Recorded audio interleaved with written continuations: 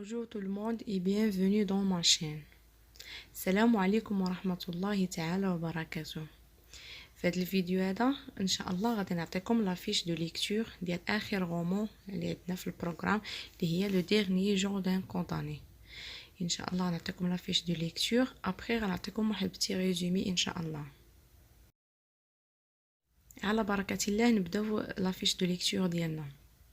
اول حاجه لو تيتر دو لوفر. هنا عندنا لو تيتر دو لوفر هو لو ديرنيير جور دان كونداني. لو تيتر كما كنقول ديما خصنا نسطرو عليه.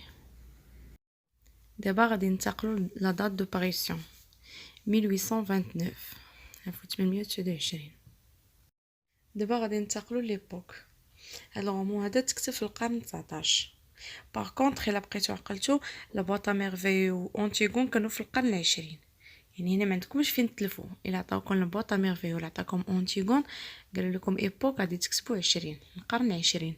الا عطاوكم لو ديرنيي جو دان كونداني هي الوحيده اللي تكتبت في القرن 19. lieu de l'action يعني مكان فين كيطراو الاحداث كيطراو في 3 ديال الاماكن في الغومون كامله، ولكن نهار الامتحان غادي تشوفوا على حساب الشابيتر اللي عطاوكم.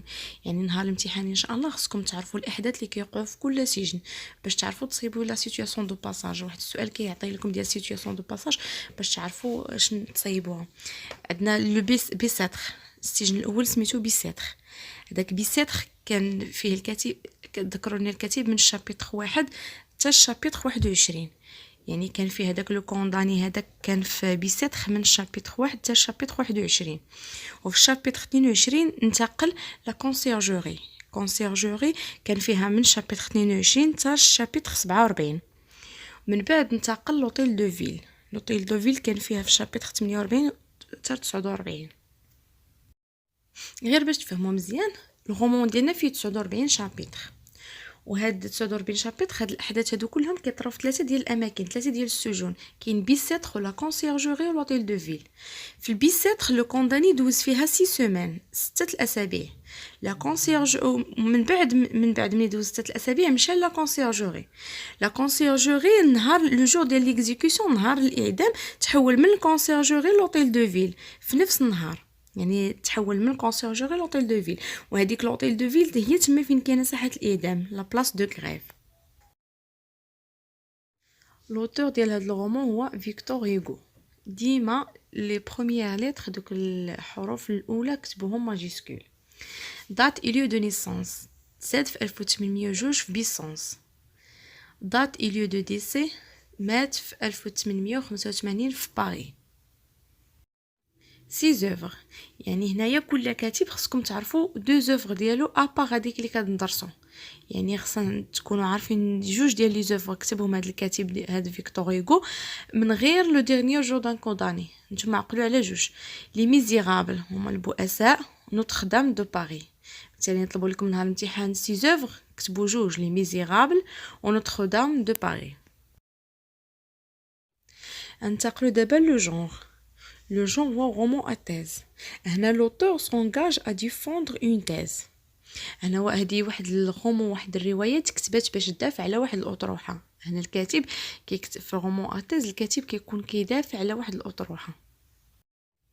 دابا غادي ننتقلوا للفوكاليزاسيون او بوين دو في. هنا الرؤيه. هنا عندنا فوكاليزاسيون انترن، الرؤيه الداخليه. علاش؟ car le narrateur est le même temps le personnage principal. غنتقلوا دابا للغوجيستر دو لونغ.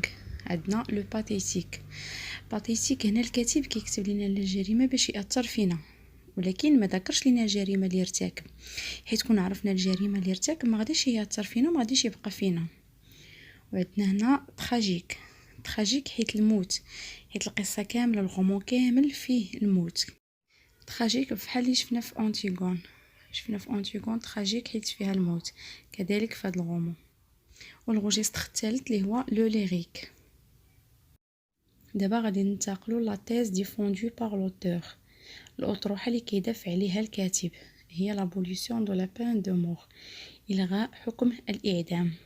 هنايا فيكتور هيغو دار هادشي باش يلغي الاعدام، باش الاعدام ما يبقاش يلغيه.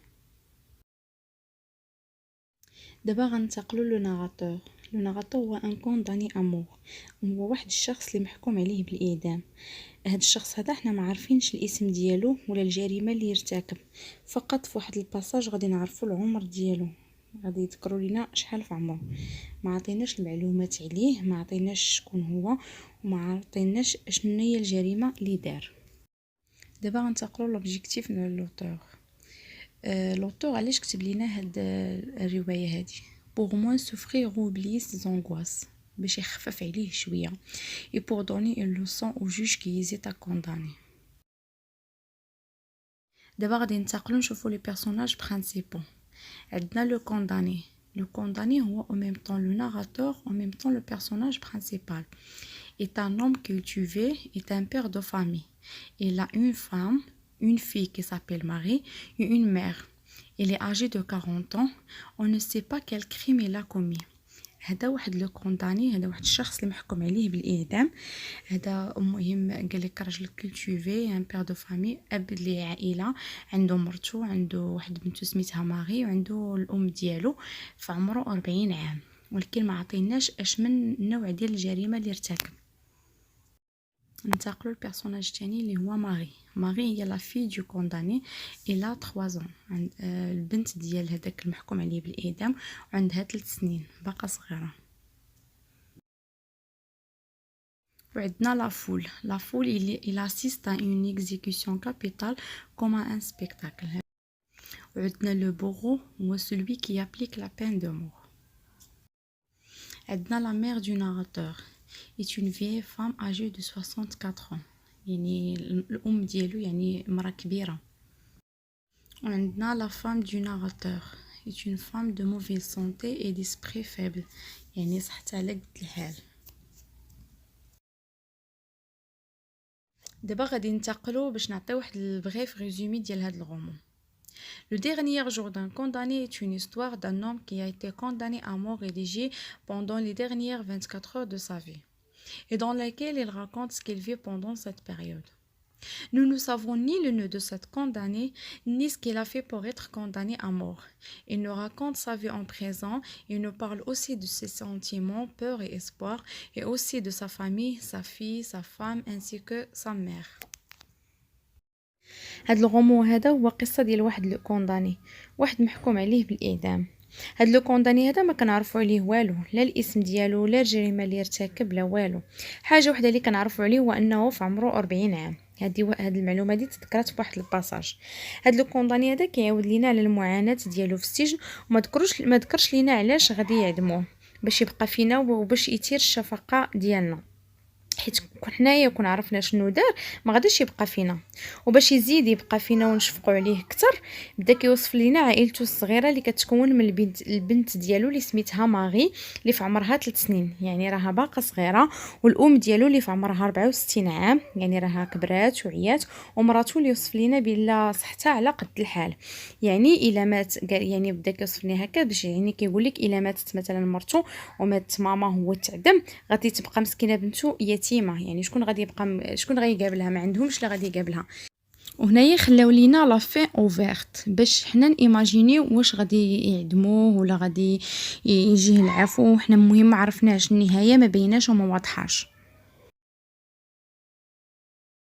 وبهذا كنكون وصلنا لنهايه ديال الدرس. كنتمنى تكون هاد لا فيديو عجبتكم وتكونوا استفدتوا منها مزيان، وإلا عجبتكم ما تنساوش ديروا لي واحد جيم، وإلا باقي ما تابونيتوش عندي مرحبا بكم تابوناو وضغطوا على الجرس، وشكرا، ابيانتو.